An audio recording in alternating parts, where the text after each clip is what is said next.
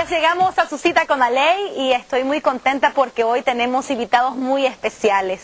Vamos a estar hablando sobre la ley de propiedad de los pueblos indígenas, específicamente la ley 445, y para explicarnos más alrededor del contenido y los objetivos de esta ley, está con nosotros Carlos Emilio López, como todos los martes. Quiero agradecerles porque siempre está promoviendo, ¿verdad?, el derecho, lo que debe ser, y ojalá que ustedes también pues puedan recibir esta información como yo la estoy recibiendo, ¿verdad?, para conocer más de los derechos que tenemos que respetar, al menos en nuestro país. Nos acompañan también dos representantes de comunidades indígenas. Está con nosotros Modesto Frank Wilson, él es presidente de Sucahuala, es la Asociación Nacional de Comunidades Sumos. Son 70 comunidades alrededor, ¿verdad?, que están integradas en esta asociación.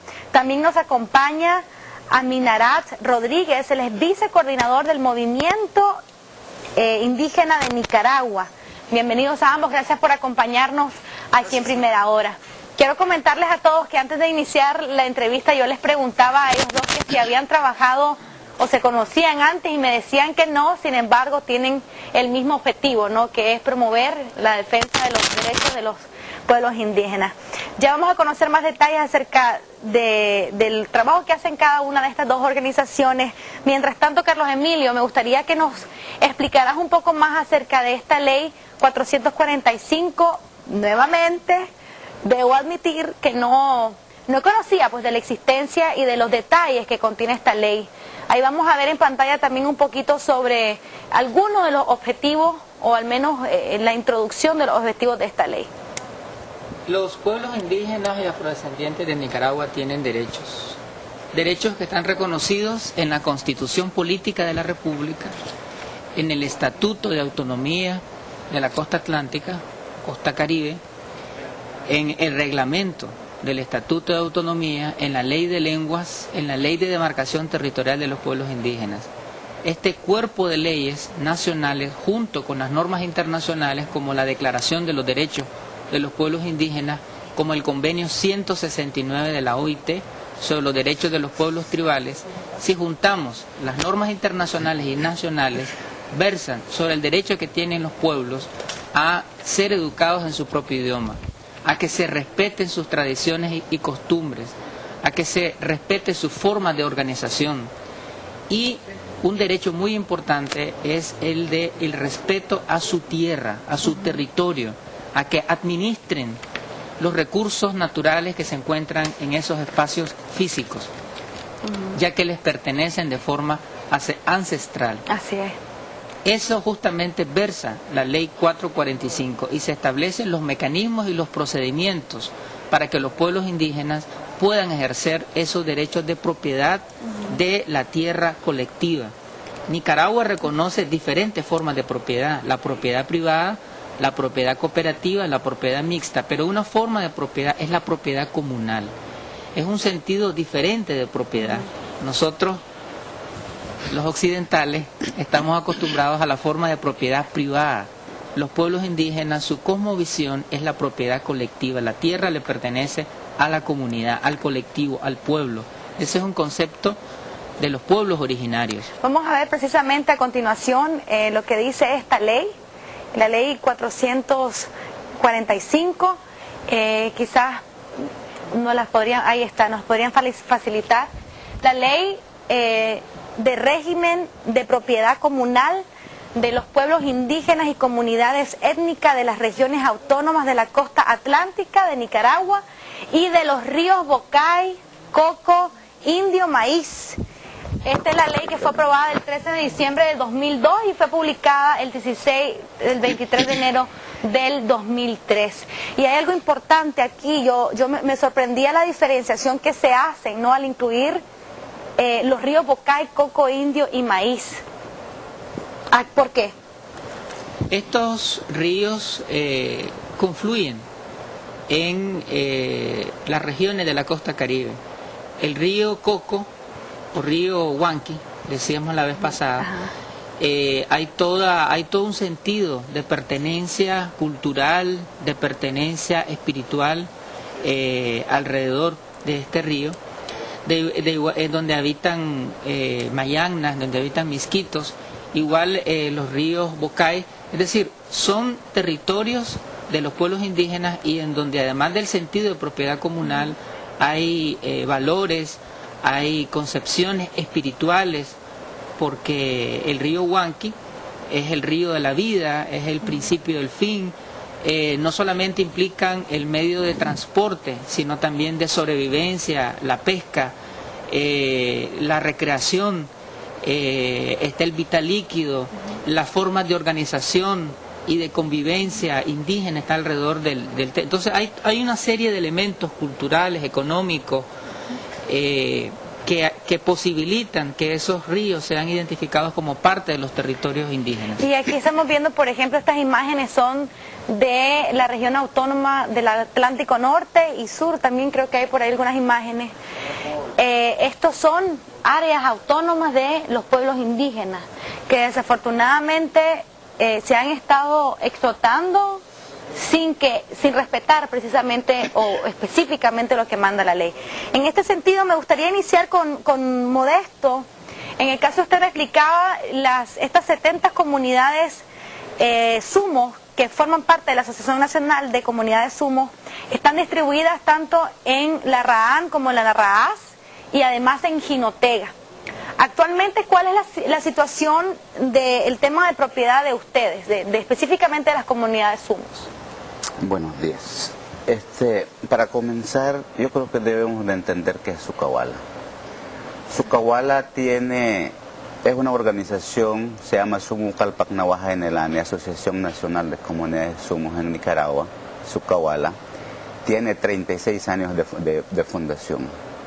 Son 70 comunidades, andamos cerquita casi de 50.000 habitantes, pero no estamos claros porque el censo pues nunca es actual y pues otra cosa es que no hemos hecho un censo oficial por falta de muchos elementos como el país representa.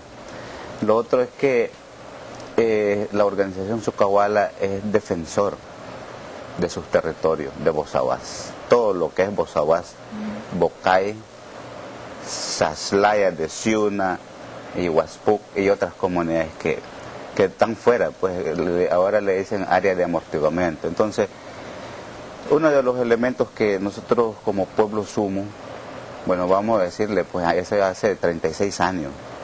Ahora ya no somos, y como las cosas van cambiando,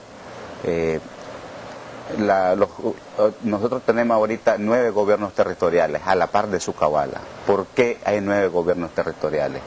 Solo con Sucahuala, sin representación, una identidad permanente legal, como dicen aquí en Nicaragua, si no tienes un estatuto no funciona, tuvieron forzosamente para resolver sus propios gobiernos territoriales. Hoy tenemos 9 gobiernos territoriales que son miembros de Sucahuala, todos son territorios sumos.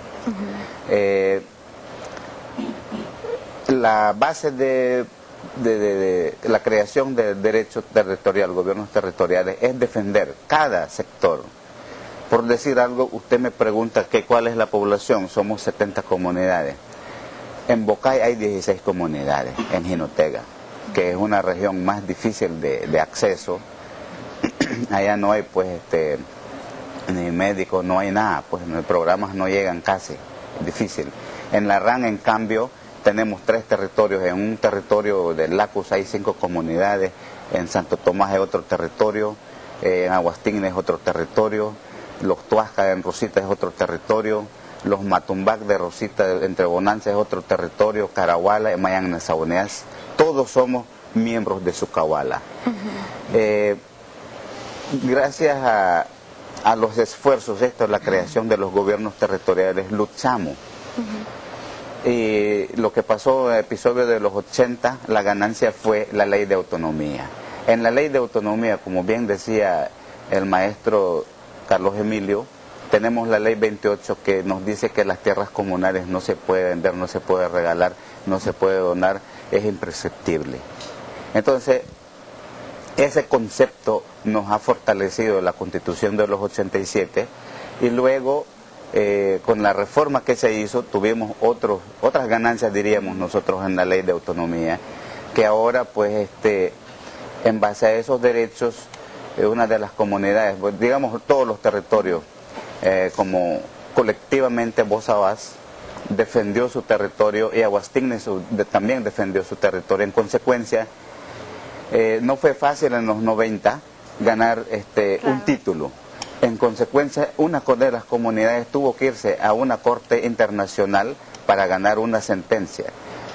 Aún ya estando delimitada la ley. Sí, ya teniendo la ley 28, la Constitución y todo eso, pero no, en los 90 comenzó el problema de diferencia, entonces tuvimos que ir fuera del país y por eso hoy tenemos la ley 445. Ustedes vieron hoy por qué, y me llama la atención cuando dice pueblos indígenas y comunidades étnicas. Y ya yo creo que el Pacífico ya sabe muy bien que los pueblos indígenas son las comunidades indígenas, como autóctonos, pueblos originarios. Y la ley regula a esas instituciones comunales. Lo otro que la ley 445 regula es derechos individuales, que derechos de propiedad privada. Entonces la ley 445 en sí viene a regular dos sistemas, pueblos indígenas y comunidades étnicas. Excelente. Hay varios temas ahí que valdría la pena abordar, por ejemplo, el tema de Bozabás, por ejemplo, donde aquí en la parte Pacífico siempre hay toda una promoción para la conservación del área protegida. Sin embargo, ¿cuál es la visión que ustedes tienen? Y por otra parte, me llamó mucho la atención que a pesar que ustedes tienen dominio sobre estas propiedades, como esta comunidad que dijo usted que era de muy difícil acceso, tienen en sí el territorio, por así decirlo, pero no reciben ningún tipo de servicio por parte del gobierno central. Así que ojalá que en alguna oportunidad podamos abordar más a fondo esto. Pero quisiera, por cuestiones de tiempo, ¿verdad? Quisiera a Minarad que nos explicara también un poco sobre el trabajo que están haciendo ahorita con el movimiento indígena de Nicaragua y cuáles consideran ustedes han sido los principales avances recientemente. Bueno, buenos días, Berta, y buenos días también a la teleaudiencia nicaragüense y a todos los que lo están mirando en este canal que tiene muy buena cobertura, ¿no? Si hablamos de nuestro quehacer y qué hemos hecho, qué hemos logrado, Berta, nosotros, el movimiento indígena de Nicaragua es un proceso que comenzó a partir de 1992, cuando se celebró en Nicaragua el 4º centenario, que se denominó la lucha de resistencia indígena negra y popular, ¿verdad? Y a partir de allí se comenzó a articular, ¿no?, ¿verdad?, a las diferentes autoridades que todavía han subsistido y sobrevivido, y hoy pues de alguna manera se ha avanzado en un proceso de la institucionalidad desde el punto de vista como identidad pública también, porque la verdad de las cosas, los pueblos originarios que tienen sus propias instituciones son identidades de derecho público también, ¿verdad? Y desde el movimiento indígena de Nicaragua, desde luego, desafortunadamente, en el año 80, a raíz del triunfo de la revolución, en el proceso de la transformación o de la elaboración de la Constitución Política de la República, no fuimos tomados en cuenta los pueblos indígenas del Pacífico y Centro Norte de la República de Nicaragua, a excepción de los hermanos de la costa atlántica, ¿no?, ¿verdad? Y fue el movimiento indígena de Nicaragua que comenzó a pelear como dentro del marco de las reformas constitucionales en el 94 y aprobada el 4 de julio del 95. Entonces, este servidor, ¿verdad?, como parte de ese conglomerado de líderes y dirigentes naturales, fuimos los actores y sujetos para que hubiera la reforma y se le diera el rango de reconocimiento de pueblo, que también se le dio ese rango de pueblo a los hermanos de la costa atlántica porque están como las comunidades indígenas y etnias, ¿no? Eso es verídico, o sea, se reconoce la autonomía en la región de la costa caribe, sin embargo, en el Pacífico no había una situación más explícita, ¿no?, de estas comunidades indígenas y es rico también, o sea, tenemos en el norte, tenemos aquí mismo en Masaya, etcétera. Ahora, con este avance que ustedes lograron hacer, ¿no?, que es con la incorporación de estas otras comunidades, de estos pueblos indígenas, ¿cómo están trabajando actualmente con esta ley? Porque la ley los cubre a todos, ¿no? O sea, tanto al Atlántico como al Pacífico.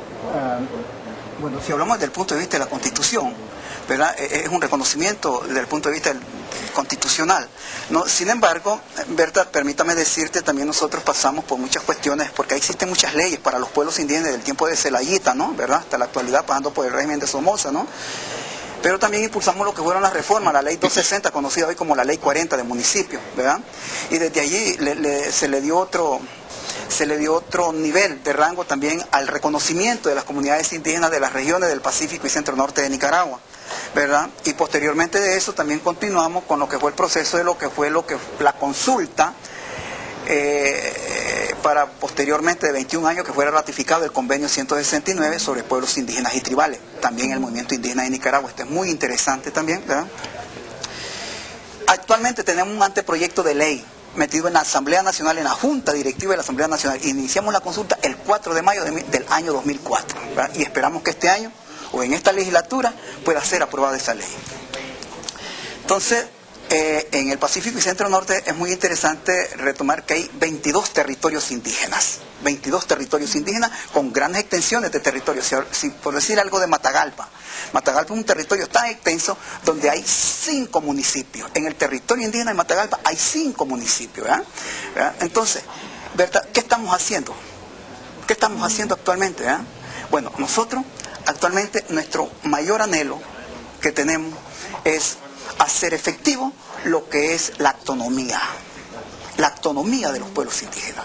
Para nosotros es lo principal y es lo primordial, porque para nosotros entender la autonomía podríamos decir que es el ejercicio pleno y efectivo de los derechos económicos, políticos y sociales de los pueblos indígenas, y dentro de eso está lo que es el ámbito territorial. Y esta autonomía está definida en este anteproyecto de ley que tienen actualmente, ¿así es? Sí, la ley que está por aprobarse en la Asamblea Nacional reconoce los derechos de todos los pueblos del Pacífico, Centro y Norte del país, los Naoa, los Chorotega, los Hitsu, los Monigó, entre otros. Es importante mencionar en este contexto que hay una serie de avances, además de las leyes aprobadas, tanto internacional como nacional. Tenemos un plan de desarrollo de la costa caribe. Por primera vez en la historia de Nicaragua, además de que hay un plan nacional de desarrollo humano que cubre el territorio nacional, hay un plan de desarrollo de la costa caribe. Hay una Secretaría de Desarrollo de la Costa Caribe, también por primera vez. Tenemos procuradores de derechos humanos para la costa caribe. Hay una comisión de asuntos étnicos en la Asamblea Nacional y hay una serie de funcionarios públicos que pertenecen a pueblos indígenas. O sea, sí hay un avance. Hay un avance, ¿no? Tenemos un vicecanciller que pertenece al pueblo afrodescendiente. Tenemos el director de INPESCA, es un líder de los pueblos misquitos. Es decir, hay una serie de oportunidades que los pueblos indígenas en este momento pueden potenciar. Asimismo, CONADETI está funcionando, que es la Comisión Nacional encargada de hacer la demarcación de los territorios indígenas, y se han entregado una buena cantidad de títulos a los pueblos originarios en la costa caribe. Qué interesante. Bueno, les agradecemos por habernos acompañado esta mañana. Sé que el tema es muy amplio, sin embargo, esperemos darle seguimiento también a este anteproyecto de ley. Y bueno, si ustedes quieren más información, siempre la invitación de su cita con la ley es abocarnos a las leyes, a ver lo que dice la Constitución, leamos lo que dicen las leyes específicas, y en este caso particular, la ley que hoy estuvimos abordando, 445. Y ojalá que sean respetados, ¿verdad?, los derechos de los pueblos indígenas. Vamos a pasar de inmediato ahora a mover el